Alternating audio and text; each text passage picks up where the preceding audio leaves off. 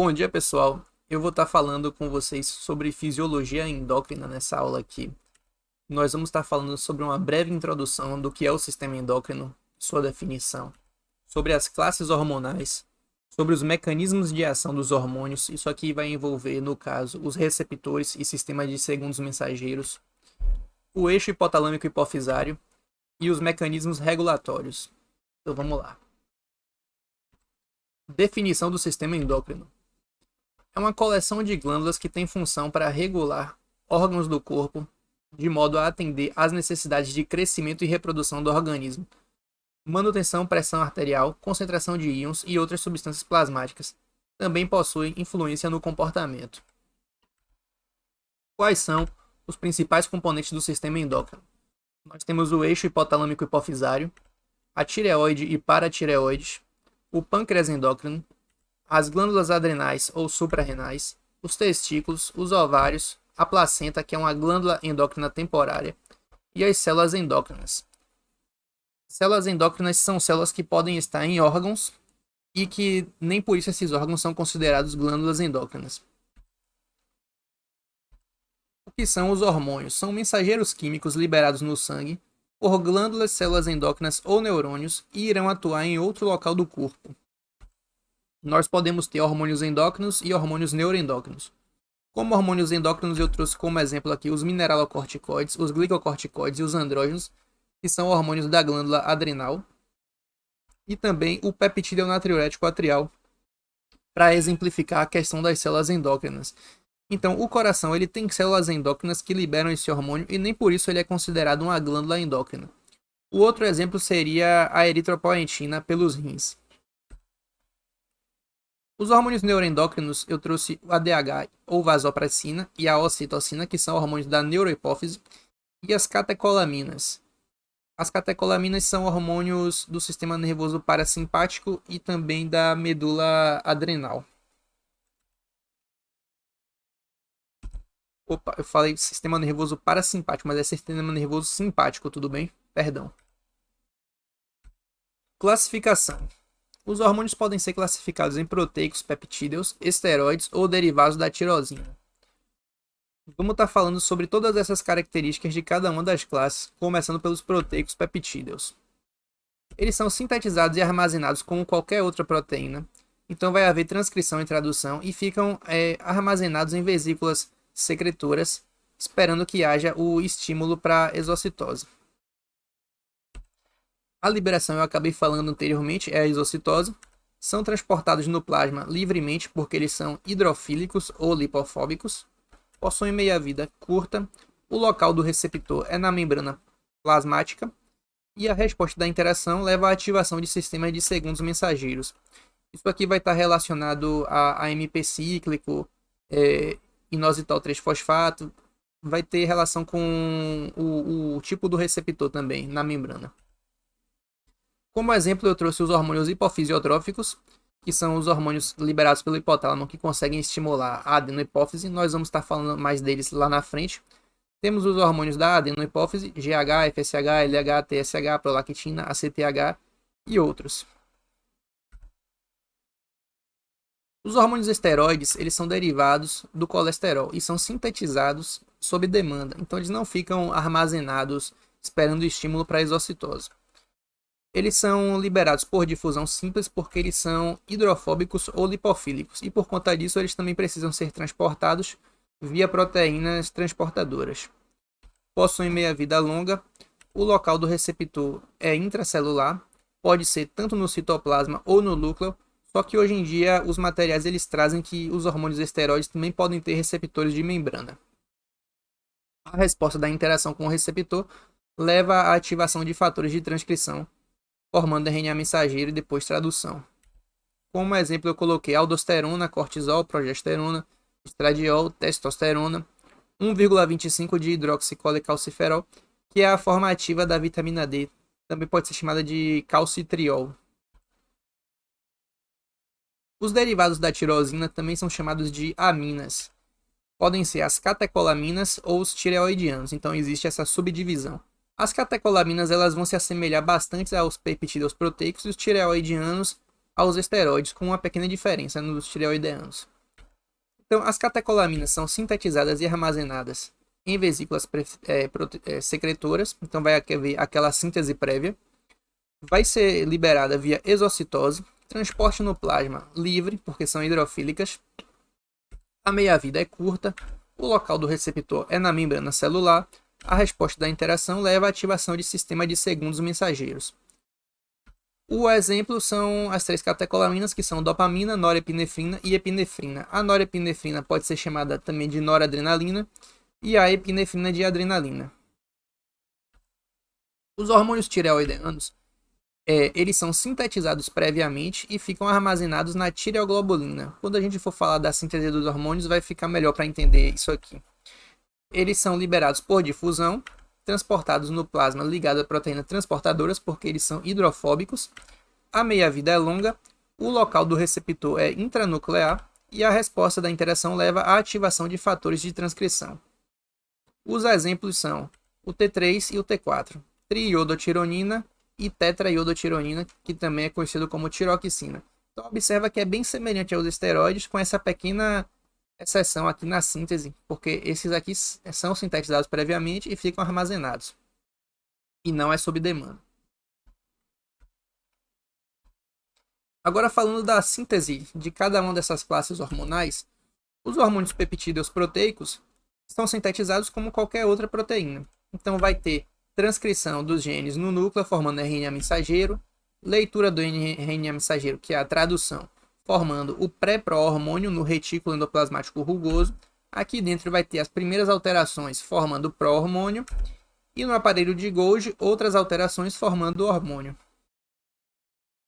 Eu trouxe agora o exemplo da insulina para poder a gente ver melhor como é que funciona isso. Então a insulina ela fica codificada no cromossomo 11. Vai haver a transcrição desses genes formando o RNA mensageiro. Esse RNA mensageiro vai ser traduzido nos ribossomos e a pré-proinsulina vai ser liberada dentro do retículo endoplasmático rugoso. A pré-proinsulina ela possui essa estrutura. E eu falei que aqui ocorrem as primeiras modificações.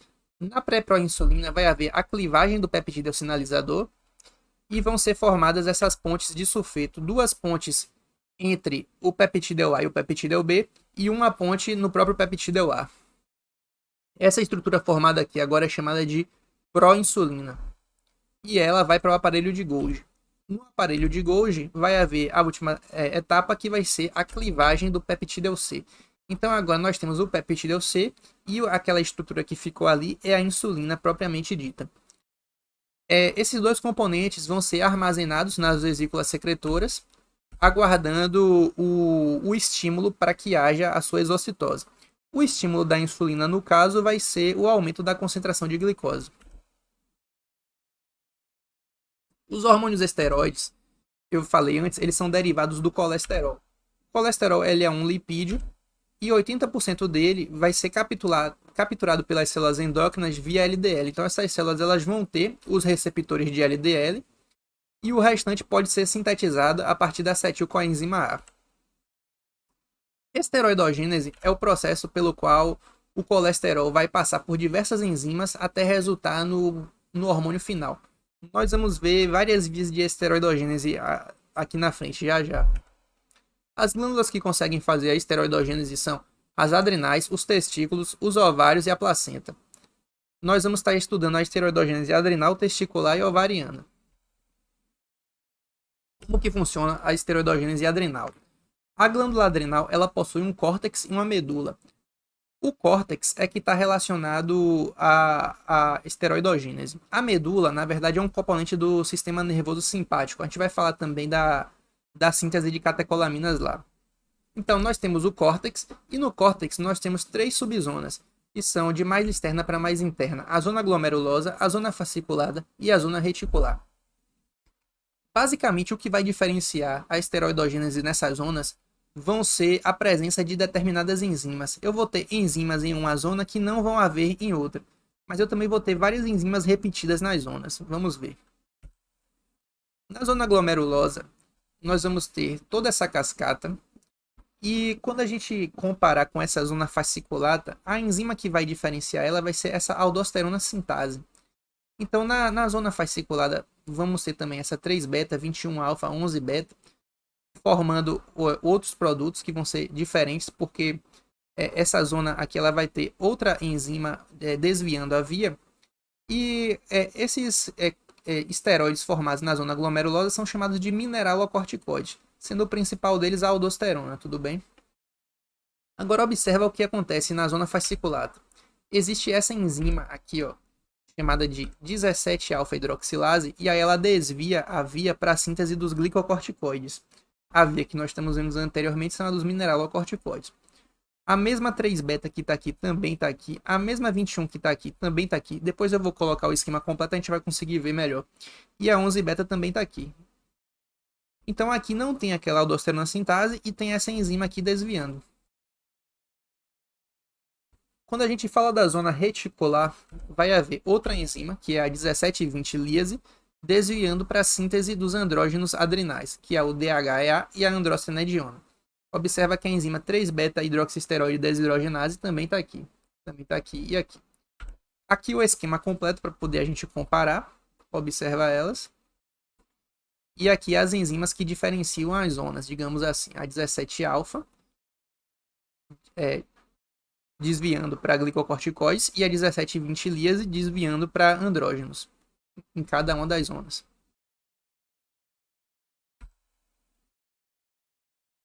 Quando a gente fala da esteroidogênese testicular, eu aproveitei o esquema da via da zona reticular, porque as células de Leydig, que são as células que produzem o hormônio esteroide, elas vão ter as mesmas enzimas que tem naquela zona, só que elas vão ter uma enzima a mais, que é essa 17-beta-hidroxisteroide desidrogenase. Ela consegue pegar androstenediona e formar a testosterona. E vai ser o principal esteroide andrógeno masculino. Então a esteroidogênese aqui, no caso, ocorre nas células de Leydig. Quando a gente fala da esteroidogênese folicular ovariana, nós vamos ter as células da teca e as células da granulosa. As células da teca vão conseguir também sintetizar aquela via do andrógeno da zona reticular.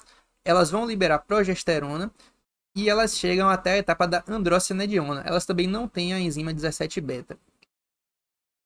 Quando chega na etapa da androstenediona, a androstenediona ela vai se difundir para as células da granulosa. E aqui sim vai haver a 17-beta-hidroxisteroide desidrogenase formando a testosterona. Aqui ainda vai ter a enzima aromatase formando o 17-beta-estradiol, que é o principal estrógeno. Estrógenos são os hormônios esteroides femininos, tudo bem? Quando a gente fala dos derivados da tirosina, nós podemos ter as catecolaminas e os tireoidianos. Começando pelas catecolaminas, como eu disse anteriormente, são essas três: dopamina, norepinefrina e epinefrina. E o hormônio que vai ser liberado vai depender da presença de enzimas no tecido. Então eu vou mostrar aqui a cascata e depois exemplificar os tecidos para poder a gente entender melhor isso. Aqui eu tenho a tirosina. Ela vai ser convertida em L-dopa ou levodopa pela enzima tirosina hidroxilase. E vai ser convertida em dopamina pela dopa descarboxilase. Que depois é convertida em norepinefrina pela dopamina beta-hidroxilase. E por fim em epinefrina pela feniletanolamina N-metiltransferase. Essa daqui eu coloquei o nome dela aqui embaixo porque é muito grande. Então como é que funciona isso? Quando a gente fala de neurônios dopaminérgicos, eles só vão ter as enzimas até a etapa da dopamina. Então só vai haver a tirosina hidroxilase e a dopa descarboxilase. O que eu posso citar como exemplos, por exemplo? Os neurônios do trato nigrostriatal, soltando dopamina tanto na via direta como na via indireta do circuito motor. Isso está relacionado à neurofisiologia. Outro exemplo, nós temos no hipotálamo neurônios parvocelulares que vão estar secretando dopamina no sistema porta-hipofisário, e a dopamina ela tem função inibitória da prolactina na adenohipófise, das células que liberam prolactina no caso. Então a gente vai estar falando mais desses neurônios também lá na frente, com relação à prolactina. Os neurônios adrenérgicos, no caso, são os do sistema nervoso simpático, os neurônios pós-ganglionares. Eles vão ter as enzimas até a via da norepinefrina.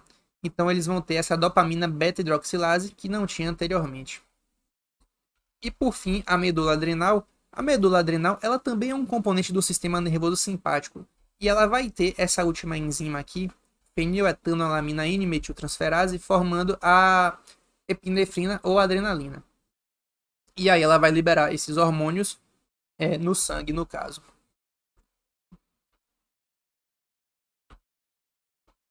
Quando a gente fala da síntese dos hormônios tireoidianos, esses hormônios eles são sintetizados nos folículos tireoidianos. O folículo ele é circundado pelas células foliculares. Dentro do folículo tem o coloide. Para a gente sintetizar esses hormônios, nós precisamos captar iodeto e jogar dentro desse folículo. Então, a membrana apical fica voltada para o folículo e a basolateral para o líquido extracelular e para o sangue. Então, o iodeto ele está em maior concentração na célula folicular. Essa concentração é no mínimo 30 vezes maior que no plasma.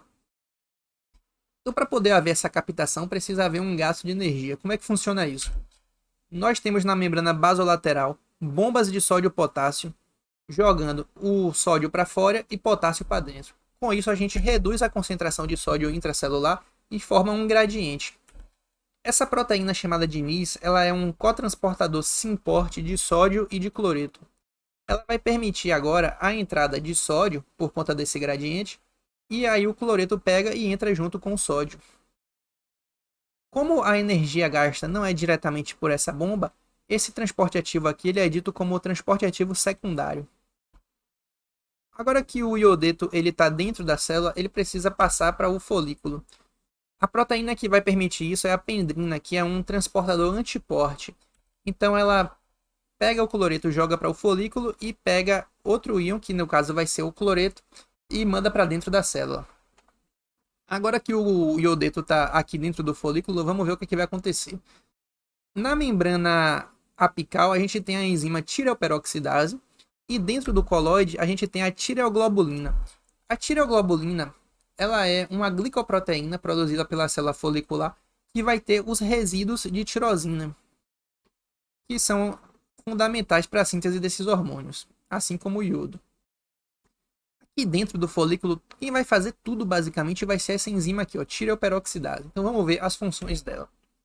Primeiro ela vai oxidar o iodeto a iodo, formando aquele I2. O iodo vai ser acoplado aos resíduos de tirosina na tireoglobulina. Se ela acopla um iodo ao resíduo, forma o MIT, monoiodotirosina. Se acopla 2, forma o DIT, diiodotirosina. Depois ela vai acoplar os resíduos iodados. Se ela acopla um MIT com o DIT, forma o T3, ou triiodotironina. E se acopla 2 DITs, forma a tetraiodotironina, ou tiroxina, como é mais chamado. Cada 15 hormônios formados, 14 são T4 e 1 é T3. Então esses hormônios eles são formados na tireoglobulina e eles ficam presos aqui dentro até que haja a necessidade de serem liberados. Para serem liberados, eles vão ser endocitados pela célula, vai haver fusão com vesícula de lisossomo, então vão ser clivados da tireoglobulina e aí eles conseguem se difundir para o plasma para serem transportados via as proteínas transportadoras, porque eles são hidrofóbicos. Agora falando sobre as proteínas receptoras. Elas são um motivo pelo qual determinadas células respondem a determinado sinal químico, que no caso é o ligante. Então, como exemplo, eu trouxe que as células musculares esqueléticas respondem à insulina porque elas possuem um receptor para a insulina. É o receptor tirosina-quinase, a gente vai estar falando dele. A localização do receptor é diretamente relacionada com a característica do ligante. Então, se o ligante é hidrofílico, o receptor ele vai ser um receptor de membrana. Se o ligante é lipofílico, ele vai ser um receptor intracelular.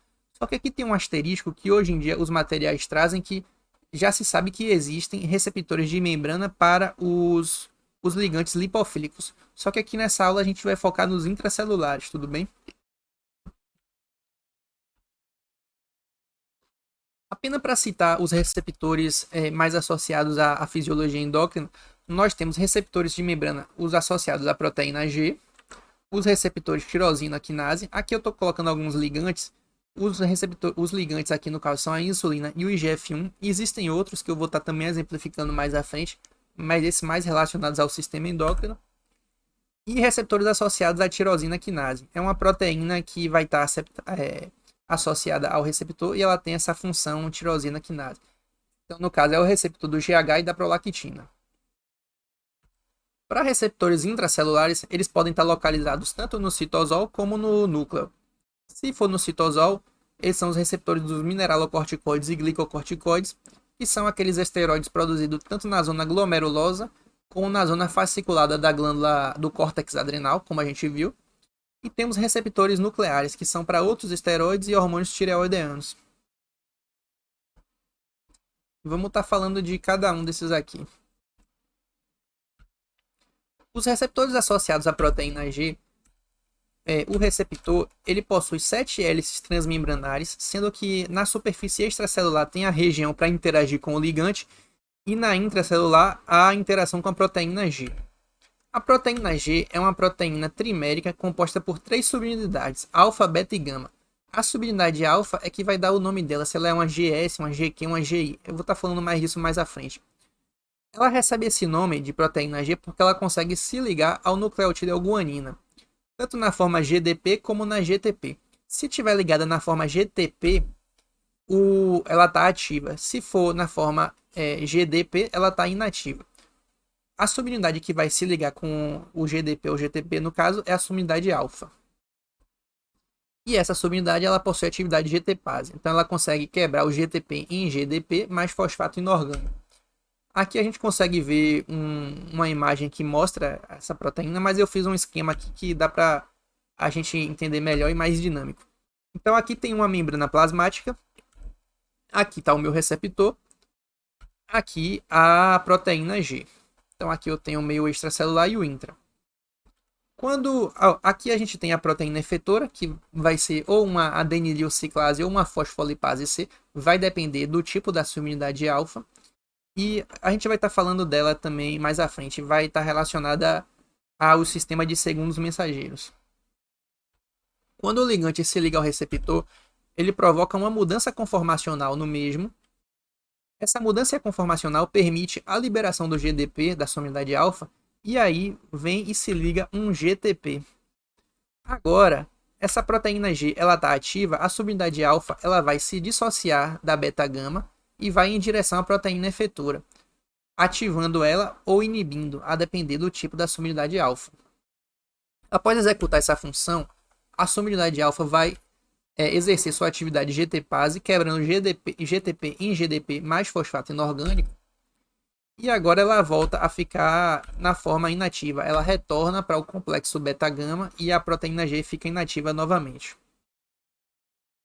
Agora vamos falar sobre essa proteína efetora. O que é ela? Ela vai depender do tipo da subunidade alfa, que vai determinar o tipo da proteína G. Se eu tenho uma alfa S, eu tenho uma proteína GS. Alfa I, proteína GI. Alfa Q, proteína GQ. Tanto na GS como na GI, a proteína efetora ali vai ser a adenililciclase. Essa enzima, a adenililciclase, ela vai aumentar a conversão de ATP em AMP cíclico. Com isso eu tenho um aumento da concentração de AMP cíclico. E com isso eu tenho uma ativação da PKA, proteína quinase dependente de AMP cíclico. Proteína quinase é uma proteína que fosforila outras coisas. Então ela vai fosforilar outras coisas e desencadear o efeito do ligante na célula. O ligante, no caso, o hormônio. Então me dá um exemplo de outra coisa. Ela pode fosforilar fator de transcrição, levando a formação de RNA mensageiro para depois tradução, síntese proteica. Quando eu falo de proteína GI, vai haver uma inibição da adenililciclase. Com isso, não vai ter essa conversão de ATP em AMP cíclico. A concentração de AMP cíclico não vai aumentar. E a PKA vai ter essa atividade reduzida, não vai ter essa fosforilação assim das outras coisas. A proteína GQ ela ativa uma enzima chamada de fosfolipase C. A fosfolipase C, ela quebra um fosfolipídio de membrana chamado de fosfatidioinositol em 3-fosfato-inositol e diacilglicerol. O 3-fosfato-inositol, ele é um segundo mensageiro que ele consegue abrir canais de cálcio na membrana do retículo endoplasmático. E isso vai levar a um aumento da concentração de cálcio intracelular. E tanto esse cálcio aumentado como o diacilglicerol conseguem ativar a PKC, proteína quinase dependente de cálcio. Então, por ser uma proteína quinase, ela vai fosforilar outras coisas, desencadeando o efeito do hormônio na célula, do ligante. Quando a gente fala de receptor tirosina quinase, então como é que é esse receptor? São duas proteínas monoméricas, cada uma tem uma sumidade alfa e beta. O que acontece é que essa sumidade alfa inibe a beta. Quando o ligante se liga, ela deixa de inibir a beta, e essa beta, no domínio intracelular dela, vai ter a região de atividade tirosina quinase. Basicamente, essa atividade é fosforilar na outra parte do dímero, porque quando o ligante se liga, os monômeros vai haver uma dimerização. Então, ela fosforila a outra parte, isso é chamado de fosforilação cruzada, levando à ativação do receptor. Eu fiz um esquema, ficou um pouco confuso eu falando isso aqui, mas no esquema depois vai dar para a gente entender melhor. No domínio extracelular, tem a região de interação com o ligante e no intracelular a atividade tirosina quinase. Os ligantes são insulina, IGF-1, que são os mais relacionados aqui ao sistema endócrino, e temos outros ligantes que também são fatores de crescimento e estão exemplificados aí na tela. Então aqui eu vou dar o exemplo da insulina. Nós temos a membrana plasmática, o receptor. Observa que aqui eu tenho um monômero, outro monômero. Aqui os resíduos de tirosina, o domínio extra e o intracelular. Então aqui que está a atividade tirosina quinase. Quando o ligante se liga, vai haver a dimerização do receptor. E aí vai haver a fosforilação cruzada. Esse lado vai fosforilar esse e esse vai fosforilar esse. Então ocorre essa fosforilação cruzada nesses resíduos de tirosina. E agora o receptor está ativo. Eu trouxe a insulina dentro da célula, ela pode ativar várias vias, levando a diferentes efeitos. Eu trouxe como exemplo aqui para poder a gente seguir a via que leva à translocação das vesículas contendo GLUT4 para a membrana celular. Vamos ver como é que isso funciona. Essa proteína ativada, esse receptor ativado, ele vai ativar o substrato do receptor de insulina tipo 1, que é esse IRS1, via fosforilação. Esse vai fosforilar e ativar a fosfatidioinositol 3 quinase. Essa proteína quinase, ela fosforila o fosfatidioinositol bifosfato em fosfatidioinositol trifosfato.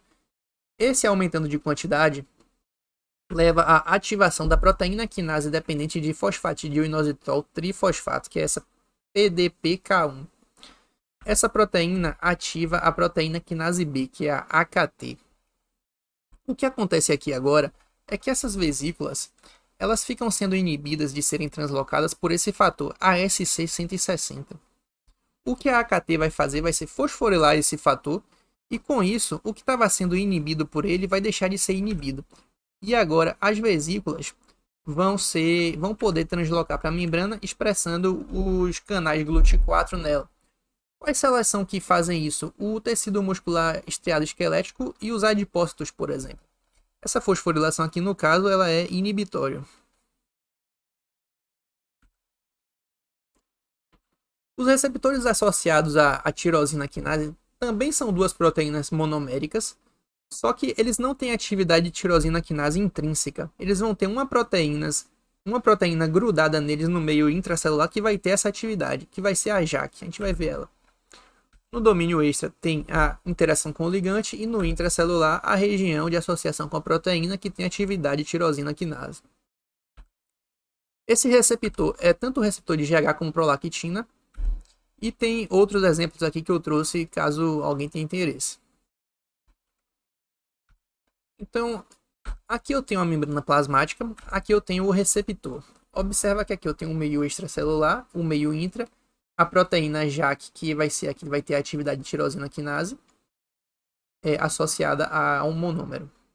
Então, quando houver a interação com o ligante, o receptor ele vai se dimerizar, uma proteína JAK de um lado fosforila a outra do outro, fosforilação cruzada.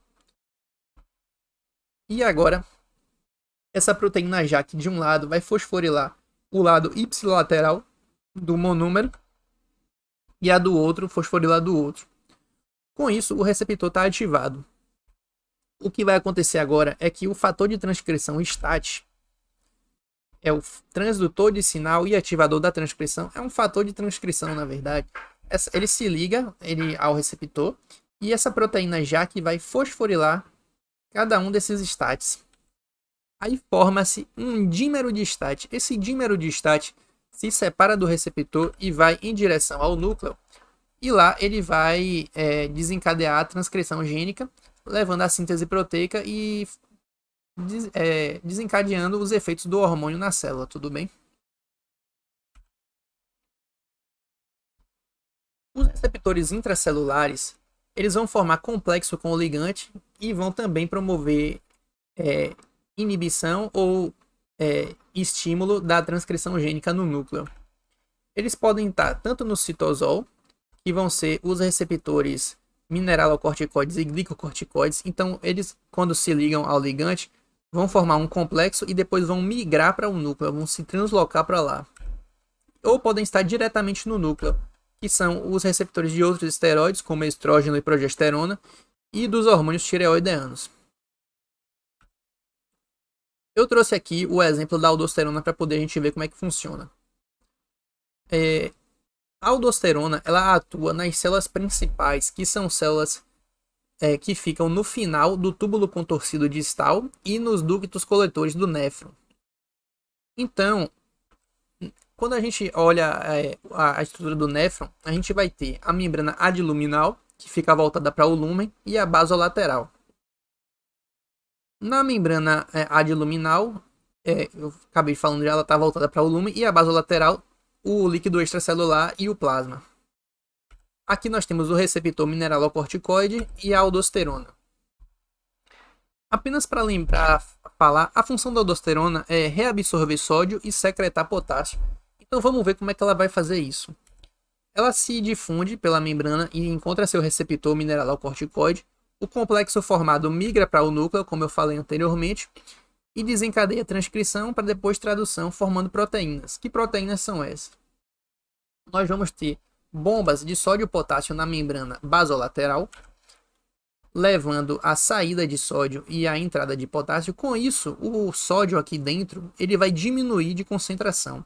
Ela também vai sintetizar canais de sódio na membrana adiluminal. Como a bomba de sódio e potássio está reduzindo a concentração de sódio aqui dentro, forma um gradiente. E aí o sódio em maior concentração no lúmen vai tender a entrar na célula. Então nós estamos reabsorvendo o sódio.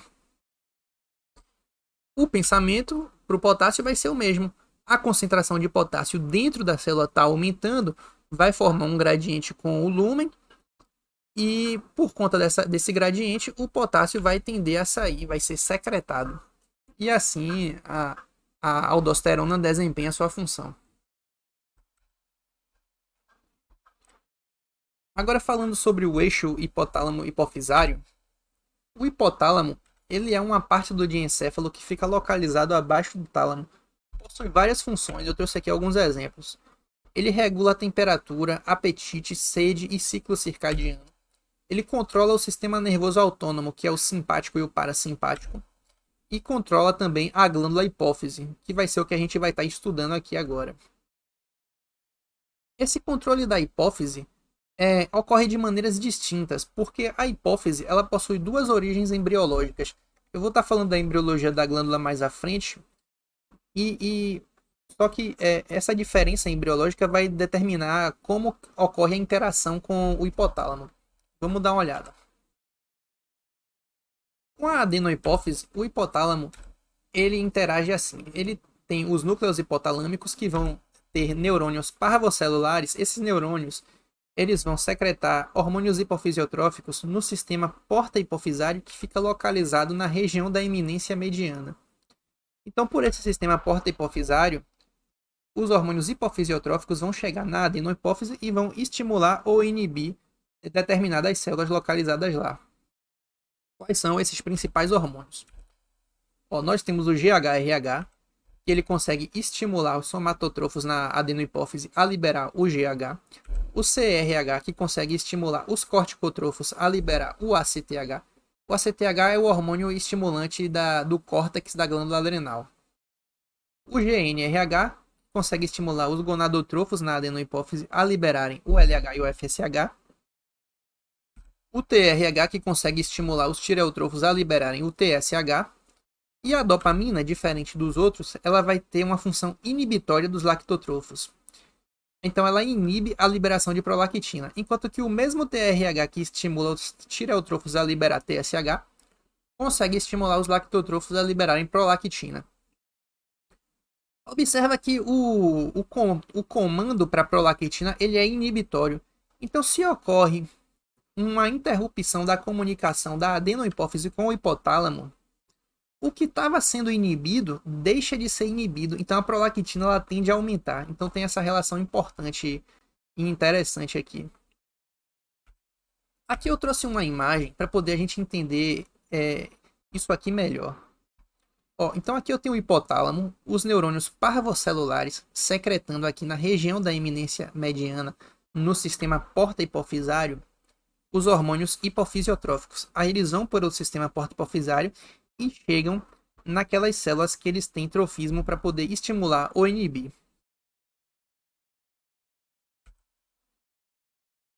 A neurohipófise, na verdade, ela é uma continuação do hipotálamo. Então nós vamos ter no hipotálamo neurônios magnocelulares. Os corpos celulares desses neurônios vão estar aqui e seus axônios vão se prolongar aqui por essa região, passando pelo infundíbulo e terminando na neurohipófise. Aqui na neurohipófise, nós vamos ter as vesículas contendo os hormônios que vão ser liberados, que vai ser tanto o ADH como a ocitocina. Então nós temos os núcleos hipotalâmicos, os neurônios magnocelulares e a neurohipófise. Os hormônios que a neurohipófise libera, eu acabei falando, são o ADH, que também é chamado de vasopressina, e a ocitocina. Agora eu coloquei esse slide aqui só para falar um pouco da embriologia da hipófise, para poder entender essa adenohipófise e essa neurohipófise. Elas têm origens embriológicas distintas. A adenohipófise ela tem origem ectodérmica do estomodeu, que é a cavidade oral primitiva. Então essa região ela vai se evaginar formando a bolsa de Raschke. Essa bolsa posteriormente se desprende da cavidade oral primitiva e se liga ao infundíbulo em formação. Então isso aqui vai originar a adenohipófise. Isso de desprender ocorre ao final do segundo mês. Tudo bem? A neurohipófise ela tem origem de tecido nervoso no assoalho do terceiro ventrículo. Então ela é uma continuação do hipotálamo, como eu havia dito anteriormente. Então ela vai se projetar para baixo, formando o infundíbulo. Aqui nessa imagem a gente consegue ver a bolsa de Raschke, o estomodeu, a cavidade oral primitiva. Então aqui está começando a ver a invaginação e aqui o infundíbulo se projetando para baixo. Aqui a gente consegue ver a progressão. Mais ainda, observa aqui que nessa imagem D, o contato com a cavidade oral primitiva já foi praticamente perdido. Aqui um outro estágio do desenvolvimento e aqui por fim a bolsa de Raschke ela vai originar a adenohipófise e a neurohipófise vai vindo do assoalho do terceiro ventrículo. Eu não coloquei slide para falar de anatomia, mas esse osso aqui no caso é o osso esfenoide e essa região do osso chama cela túrcica, é onde a hipófise se localiza.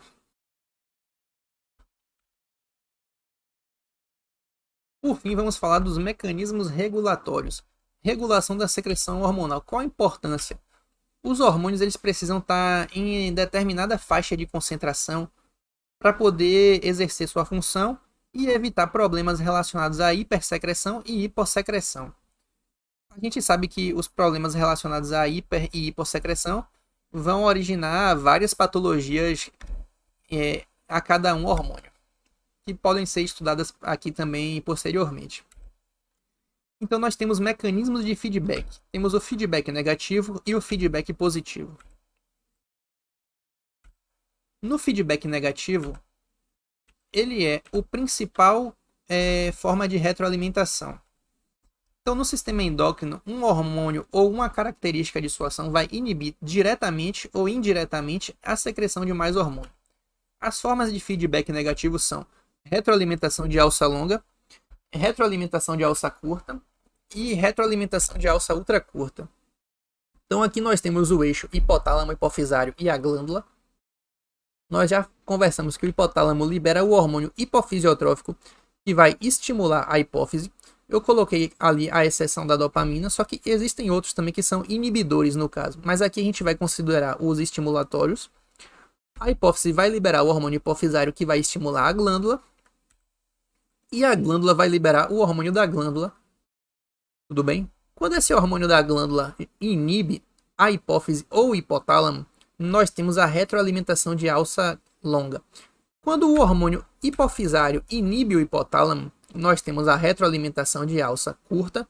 E quando o próprio hormônio hipofisiotrófico inibe o hipotálamo, nós temos a retroalimentação de alça ultra curta. Eu coloquei aqui o exemplo do GH para poder a gente ver como é que funciona. Nós temos o hipotálamo, a adenohipófise e o fígado. O hipotálamo vai liberar o GHRH, que vai estimular a adenohipófise a liberar o GH. O GH estimula através daquele receptor associado à tirosinoquinase que a gente viu lá atrás, o fígado a sintetizar a somatomedina C, que é o IGF-1. Existem várias somatomedinas, mas essa é a principal. Então, somatomedina C é o IGF-1. Agora observa, essa somatomedina C, ela consegue inibir a adenohipófise. Então aqui nós temos uma retroalimentação de alça longa, ela inibe de liberar mais GH. E o próprio GHRH consegue inibir o hipotálamo. Então aqui é uma retroalimentação de alça ultra curta. A retroalimentação de alça curta aconteceria se o GH inibisse o hipotálamo. Só que o GH, na verdade, ele estimula o hipotálamo e a somatomedina C também. Eles estimulam o hipotálamo a produzir a somatostatina, que é um hormônio inibitório do somatotrofo. Então, eles inibem indiretamente por esse outro hormônio. Então, aqui está um exemplo de inibição indireta.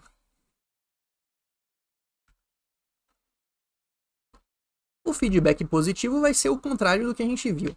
O hormônio, ou uma característica de sua ação, vai provocar maior liberação de hormônio. Esse feedback ele gera um evento explosivo. Nós vamos estar falando sobre esses dois eventos. Existem dois exemplos. O primeiro é o do estrogênio e o segundo é da ocitocina. O estrogênio ele está relacionado ao ciclo menstrual. O ciclo menstrual ele tem a fase proliferativa e tem a fase lútea. Na fase proliferativa, o estrogênio ele exerce um feedback negativo no eixo hipotalâmico hipofisário.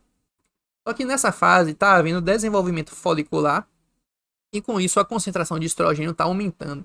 Quando essa concentração de estrogênio aumenta e atinge um ponto crítico, o que ocorre é que há uma inversão do feedback no eixo hipotalâmico hipofisário. Após passar esse ponto crítico, o estrogênio ele induz a expressão de receptores de GNRH. Isso vai aumentar a sensibilidade da adenohipófise ao GNRH. A gente vai estar falando de sensibilidade mais à frente. E com isso, vai haver maior liberação de FSH e LH, culminando na ovulação. A ovulação, no caso, é o evento explosivo que eu citei aqui. O LH ele aumenta mais que o FSH porque as células da granulosa elas liberam aquele hormônio chamado inibina. Inibina inibe a liberação de FSH. Então, quando a gente olha aqueles gráficos de ciclo menstrual, que tem aquelas curvas hormonais, a gente vê que a curva do LH ela sempre aumenta mais que a do FSH nessa etapa. Agora, falando o exemplo da ocitocina, ele funciona assim.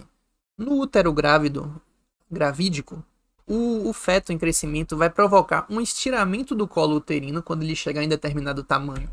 Esse estiramento leva à ativação de mecanoreceptores que vão enviar aferências para o hipotálamo, e o hipotálamo vai desencadear uma resposta liberando ocitocina pela neurohipófise. A ocitocina, ela tem receptores associados à proteína GQ no músculo liso do útero. Se a gente lembrar anteriormente, a proteína GQ, ela culmina com o aumento da concentração de cálcio intracelular. Se eu tenho o cálcio aumentando, eu vou ter contração muscular, então eu vou ter contração uterina. Quando ocorre essa contração, eu tenho um aumento do estiramento. Se eu tenho um aumento do estiramento do colo, eu vou ter maior ativação de mecanoreceptores, levando informação para o hipotálamo, secretando mais ocitocina. Então, ou seja, uma característica da ação da ocitocina leva à secreção de mais ocitocina. O evento explosivo, no caso, é o parto. Tudo bem? Agora vamos falar de sensibilidade de um tecido-alvo. Qual é a definição? É definida como a concentração hormonal necessária para produzir 50% da resposta máxima. Então eu tenho um hormônio e um efeito X.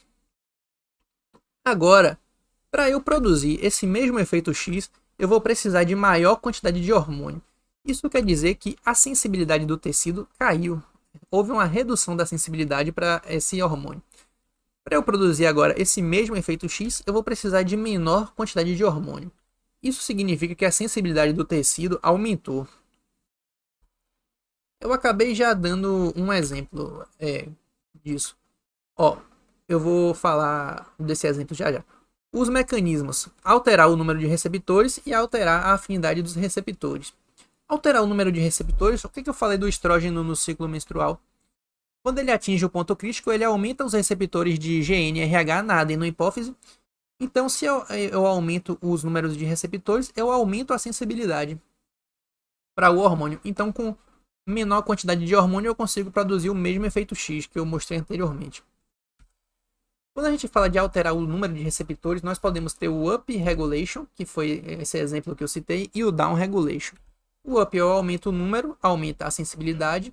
E eu trouxe outro exemplo, é que durante o ciclo menstrual, o estrogênio faz um up regulation dos receptores de progesterona nos tecidos-alvo. Esse up regulation é importante para a progesterona conseguir exercer seus efeitos posteriormente. O down regulation, se eu reduzo o número de receptores, eu reduzo a sensibilidade. O exemplo que eu trouxe é que a progesterona faz um down regulation dos receptores de estrogênio em alguns tecidos-alvo, reduzindo sua ação. Quando a gente fala de afinidade dos receptores, se eu aumento a afinidade, eu aumento a sensibilidade. Se eu reduzo a afinidade, eu reduzo a sensibilidade. Existem algumas coisas que podem alterar a afinidade. Como exemplo, a gente pode citar, por exemplo, uma mutação que altere a conformação do receptor. Com isso, aquele ligante não vai conseguir mais se ligar ao receptor. Então, nós temos uma redução da sensibilidade, digamos assim. Basicamente, essa foi a aula de introdução a essa fisiologia endócrina. Eu espero que vocês tenham gostado e muito obrigado.